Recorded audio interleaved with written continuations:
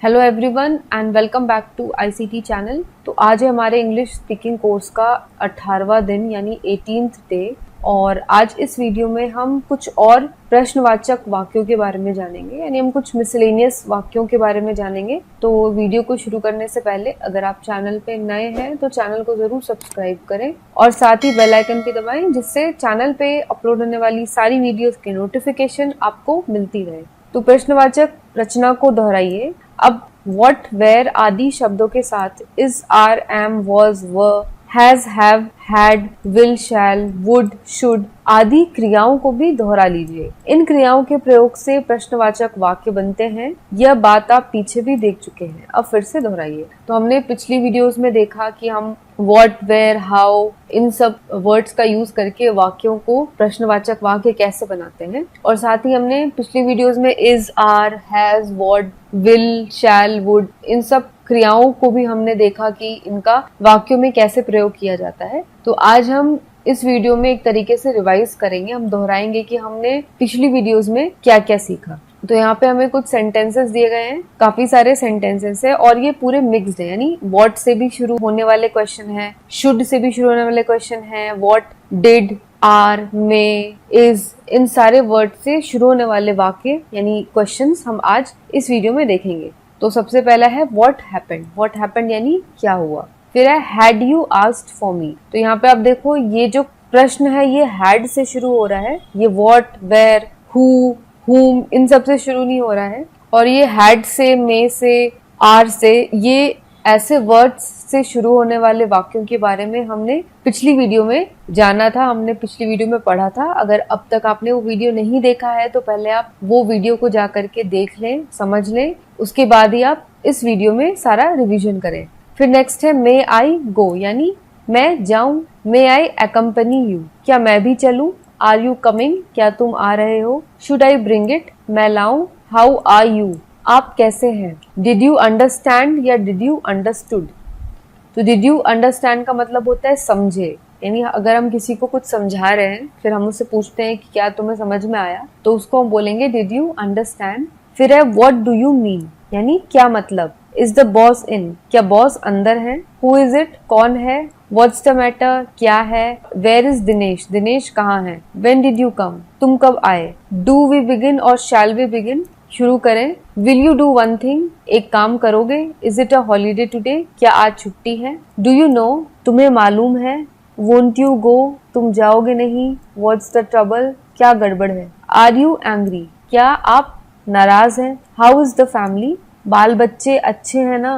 What can I do for you, मैं आपकी क्या सेवा करूं। वेयर आर वी नाउ, हम अब कहाँ पर हैं। व्हाट ब्रिंग्स यू हियर, कैसे तकलीफ की यहाँ, यानी यहाँ तुम आए तो क्यों आए हो, यानी क्या काम से आए हो। तो हम बोलते हैं इंग्लिश में what brings you here. Has he got a car, क्या उसके पास कार है। Have you any business with me, क्या तुम्हें मुझसे कुछ काम है। फिर है हुज कमिंग। हुज कमिंग का मतलब कौन आ रहा है। तो कमिंग है, कमिंग जैसे कि आपको पता है ये कंटिन्यूएशन वाला वर्ब है, तो कमिंग का मतलब होता है आ रहा है। तो हुज कमिंग का मतलब हो गया कौन आ रहा है। What's the menu for dinner. Menu का मतलब होता है जब हम भोजन में खाते हैं तो हमें, कभी हम रेस्टोरेंट में जाते हैं या आप कभी किसी होटल में गए होगे तो वहां पे हमें मेन्यू कार्ड मिलता है जिसमें क्या क्या व्यंजन उपलब्ध है उसकी सारी लिस्ट होती है, तो उसे मेन्यू बोलते हैं। तो what's the menu for dinner का मतलब होता है कि आज रात भोजन में क्या क्या है। तो जब हम घर में बोलते हैं what's the menu for dinner, इसका मतलब ये नहीं कि हम घर पे भी मेन्यू कार्ड मांग रहे हैं, इसका मतलब होता है कि हम पूछ रहे हैं कि आज डिनर में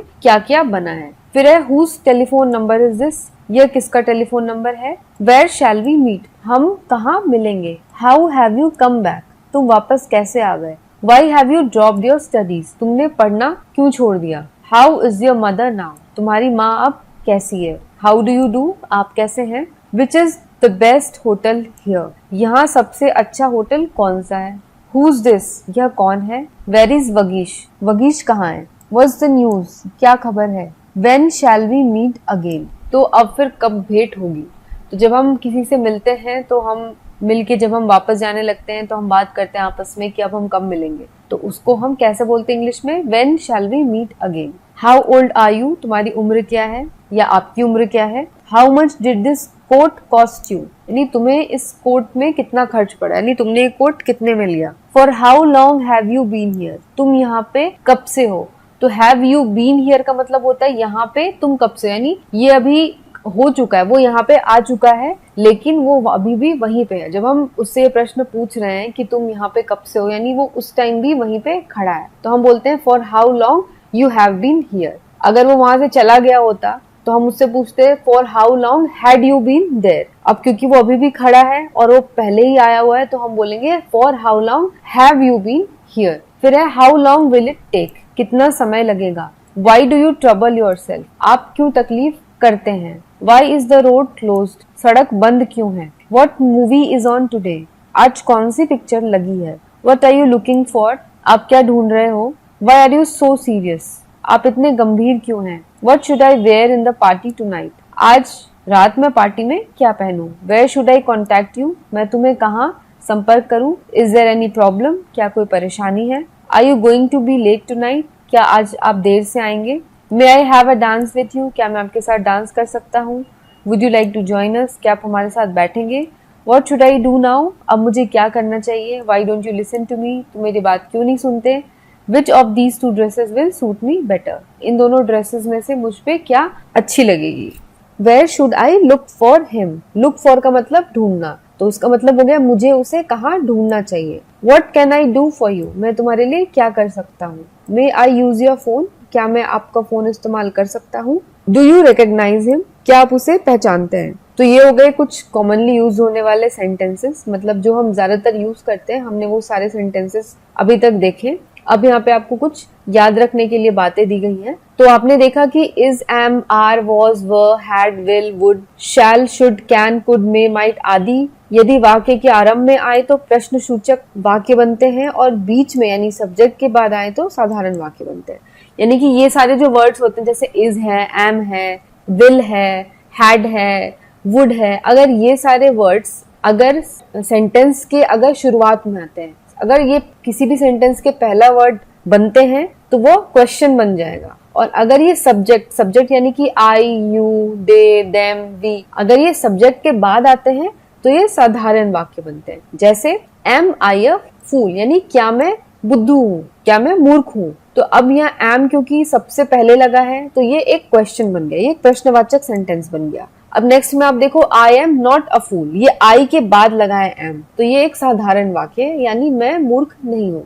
फिर है वर दोज योर बुक्स, क्या वो तुम्हारी किताबें हैं। तो वर अब स्टार्टिंग में लगा है सेंटेंस के तो यह प्रश्नवाचक वाक्य बन गया है। दोज वर योर बुक्स, वो तुम्हारे किताबें थी। तो अब यहाँ पे दोज के बाद वर लगा है तो ये एक साधारण वाक्य बन गया। इसी तरीके से बाकी के सेंटेंसेस भी आप देखेंगे। फिर है नीचे दिए गए साधारण वाक्य, ध्यान से देखिए। मैं सुबह जल्दी उठता हूँ, यानी I get up early in the morning. मैं सुबह जल्दी उठा, I got up early in the morning. मैं उठता हूँ के लिए गेट अप और उठा के लिए गॉट अप। अब इनके नकारात्मक वाक्य बनाइए। अब क्या करना है आपको, इन जो दो वाक्य आपको दिए गए इसके आपको नकारात्मक यानी निगेटिव वाक्य बनाने हैं। तो कैसे बनेंगे, बस कुछ नहीं करना है आपको आई के बाद डू नॉट या डिड नॉट लगाना है। तो जब गेट अप था तो डू नॉट लगेगा क्योंकि हम ये प्रेजेंट टेंस में बात कर रहे हैं, और जब गॉट अप था तो उसके आगे डिड नॉट लगेगा क्योंकि हम ये पास्ट टेंस की बात कर रहे थे कि मैं सुबह जल्दी उठा था। तो I do not get up early in the morning, मैं सुबह जल्दी नहीं उठता हूँ।